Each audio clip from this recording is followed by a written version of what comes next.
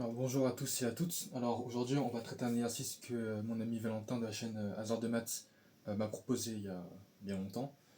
Donc du coup la question c'est on prend cette expression g de x, donc pour tout x dans R plus étoile on définit g de x comme étant e de moins x multiplié par l'intégrale de 0 à x de f de t fois e de t dt, tel que justement f carré est intégrable.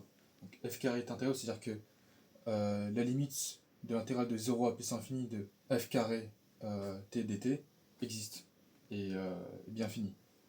Du coup, on voudrait savoir justement la limite de g de x lorsque x tend vers plus infini.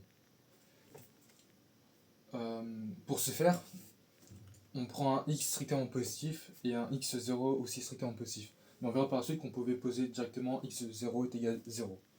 Mais bon, pour garder l'aspect général de la méthode, on va prendre x0 un réel strictement positif.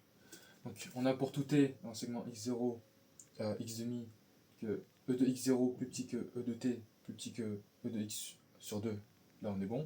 Et là on multiplie justement par la variable absolue de f de t dans l'encadrement. Et vu que la variable absolue de f de t est positif, le sens est bien gardé, le sens de l'encadrement. Et donc, une fois qu'on a ça, ce qu'on va faire c'est qu'on va intégrer cet encadrement entre x0 et x demi. Et on voit que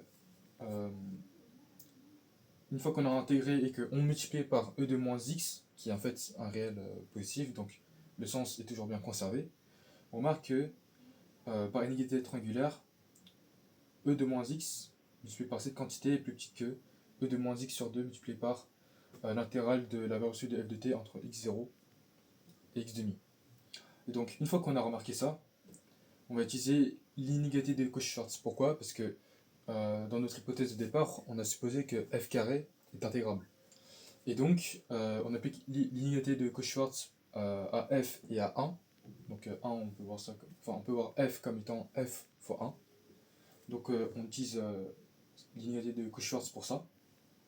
Et donc, on se retrouve avec e de moins x sur 2 fois l'intégrale de la valeur absolue de f entre x0 et x demi plus petite que, en fait, plus petite que e de moins x sur 2 multiplié par cette quantité-là.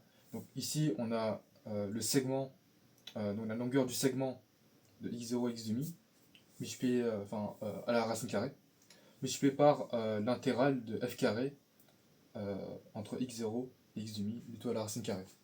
Donc une fois qu'on a ça, ce qu'on pourrait faire, c'est justement prendre x0, choisir un certain x0. On dispose justement par transitivité de la relation inférieure ou égale que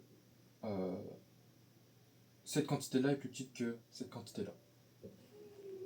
Donc, justement, ici, il s'agirait de prendre x0 est égal à 1 sur x, parce qu'on voudrait faire tendre x0 vers 0, et x demi vers plus infini. Du coup, on n'a pas d'autre choix que de l'exprimer en fonction de x.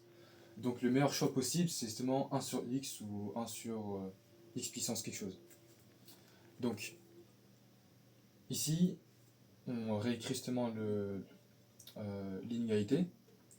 Et donc, on conclut par encadrement que g de x tend vers 0 lorsque x tend vers plus infini.